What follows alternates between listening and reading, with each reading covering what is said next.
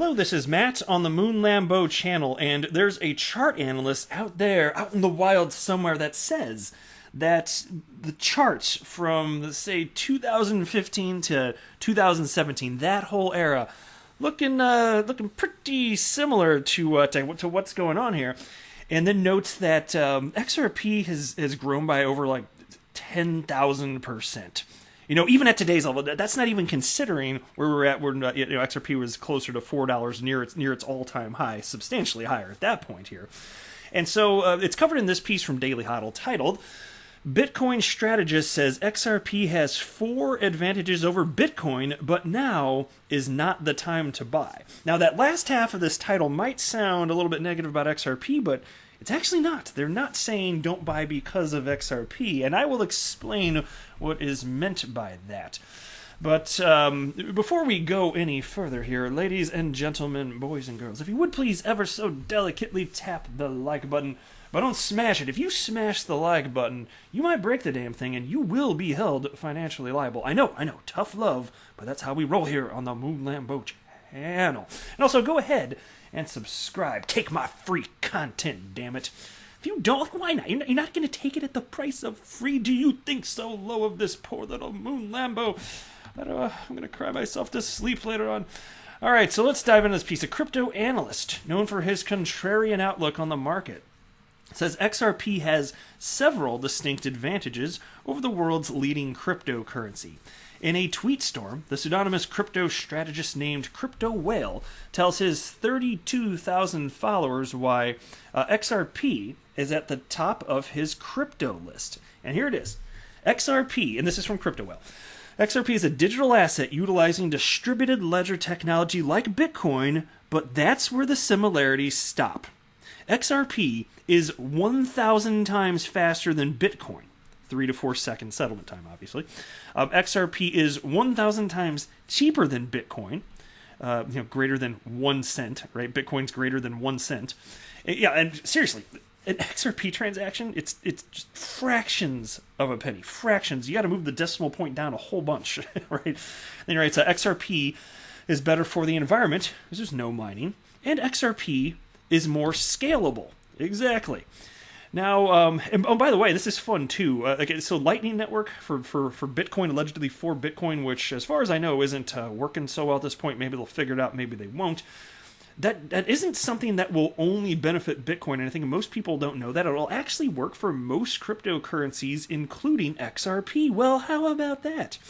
But anyway, in spite of XRP's apparent fundamental strengths, the Crypto Whale explains why the 4th largest cryptocurrency has a lot of naysayers. And here's a quote.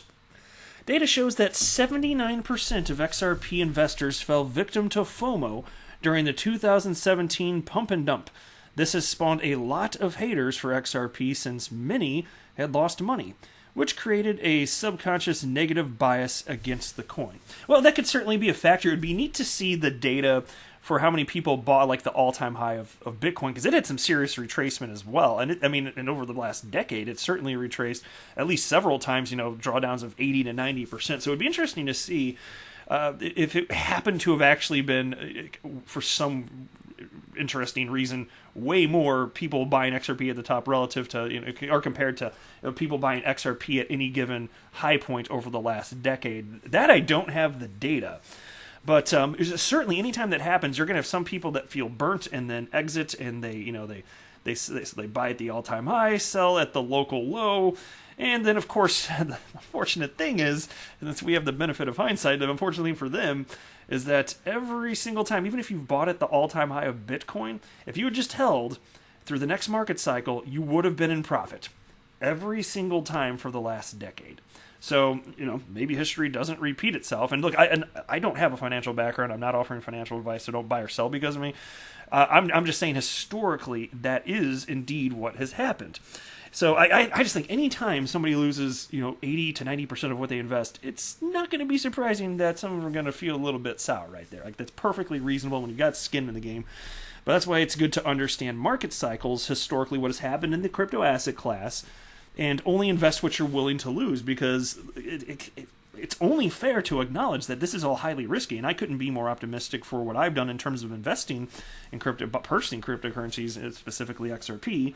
But I don't know what I don't know. What if there's some unforeseen thing that I just, there's no way I could have seen it coming, and then it wipes us all out? Well, it sucks to suck then. But I don't think that's going to happen, and I am willing to take that risk, and I think that those cryptocurrencies that have real-world utility, like XRP, I think those are the cryptocurrencies that are going to have staying power. So I'm happy to take the risk. Because whatever I'm investing, I'm not going to tell how much I've invested or how much XRP I own. I'm never going to do that. But I will say that, the opportunity, so like even if I lost all of it, it's like the risk versus reward profile is profound because the market's just so damn illiquid. You can think about the multiplier effect, and that's why people are so excited about investing in the cryptocurrency asset class in general. That's a huge part of it anyway. It's just that opportunity. And of course, for the ones that go to zero, not going to be so fun. But I'm just saying here. Anyway, the crypto strategist says that the negativity surrounding XRP is unwarranted, as he thinks the token will eventually rise from the ashes. And here's another quote. While many criticize XRP for being dead, that is certainly not the case. XRP is up over 10,000% since inception. The logarithmic scale also shows we're just seeing a similar trend we saw in 2015 through 2017. And there's a chart on the screen, and you can see it was highlighted right here. That's what they're talking about. They're so indicating that the perspective would be, this is the portion of the cycle we're in before the next parabolic run up.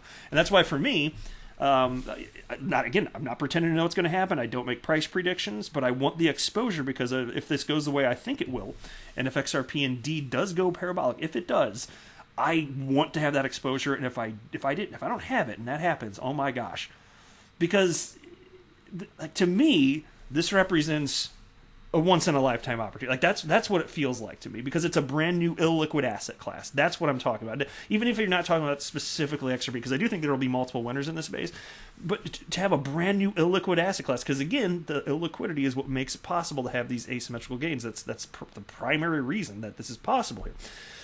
But anyway, the investor emphasizes that it's not yet the time to accumulate XRP. He says that the entire crypto market is due for one more capitulation, with Bitcoin leading the plunge. Until the correction is over, he plans to stay on the sidelines. And so there you go. As far as it not being the time to accumulate XRP, it's because of Bitcoin, not because of XRP. Because it's an undeniable fact of life that in September 2020, XRP simply follows the price action of Bitcoin. It's coupled to Bitcoin. I don't think it will be forever. I'd be willing to bet that changes as the asset class matures, but right now it is. And so XRP, like every other altcoin, follows Bitcoin. And so here's another quote. I'm not sure why anyone would open long-term buy positions into Bitcoin above $10,000. Very risky. It's only held above this range for 0.06% of its life, and each time it was followed by extreme fear, with crashes ranging from 65 to 70%.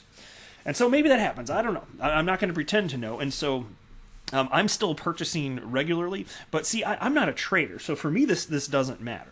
It's just because I'm not good at timing markets. So as long as I get the exposure to the XRP, that's what matters to me. Like, I care about how much XRP I hold, not what it's worth in terms of United States dollars in 2020. That is not what I personally care about, So I think, it's just one of those things where it's like all good things in time.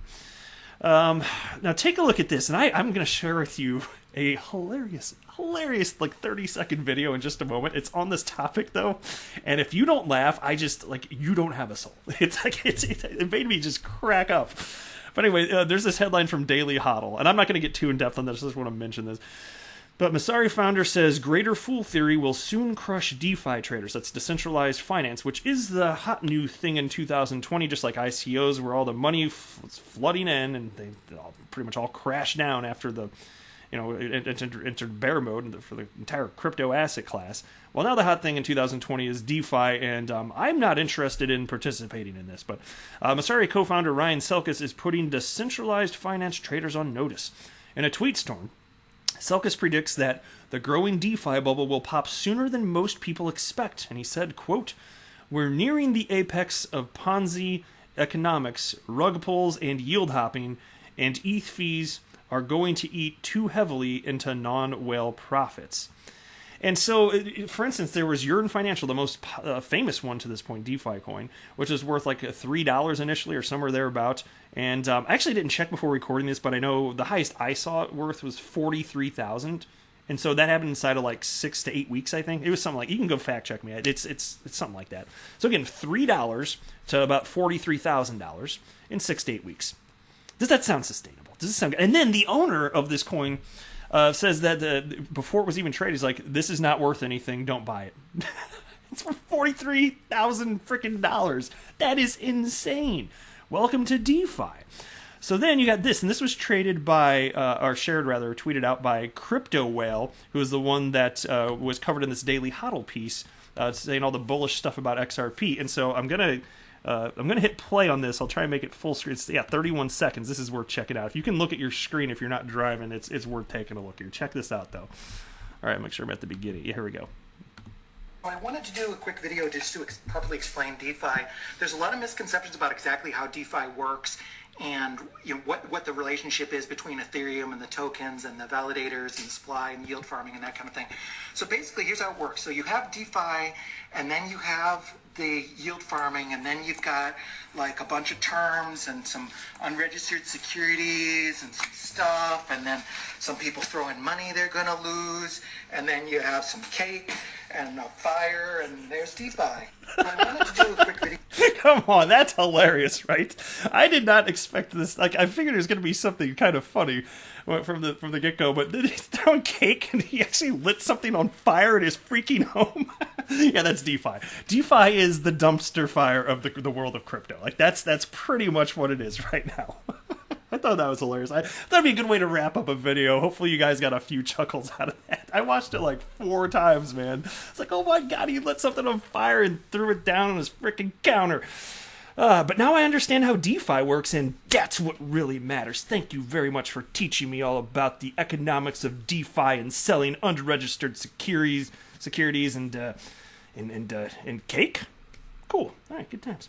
All right, well, that's it for this video. I am not a financial advisor. Do not buy or sell anything because of anything that I say or write.